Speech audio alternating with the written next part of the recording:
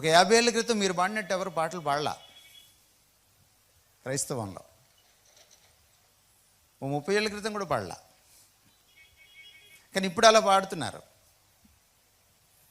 ఎందుకని? ఒకరి నుంచి ఒకరు వాత పెట్టుకున్నారు అంతే. ఇక్కడ లేదు, అది తెచ్చిపెట్టుకున్నాం. ఒకప్పుడు చర్చిలో డ్యాన్సులు లేవు, ఉన్నాయా? ఇప్పుడు ఎట్లా వచ్చినాయి కొత్తగా? ఇది మారలేదు కదా, మీరెందుకు మారారు? ఇది మారినప్పుడు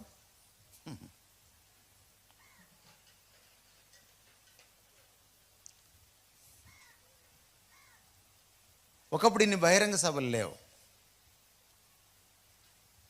ఉన్నాయా? ఇప్పుడు విపరీతంగా బహిరంగ సభలు.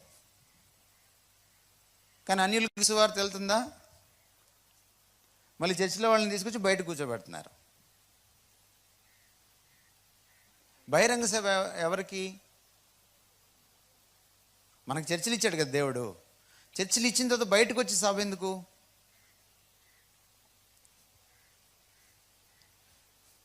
మీరు నాకు చెప్పండి, సేవకులు మీరు చెప్పండి. నీకు చర్చ్ ఉంది, నీకు గొర్రెలు ఉన్నారు, దానికి ఒక బిల్డింగ్ ఉంది, చాలు కదా.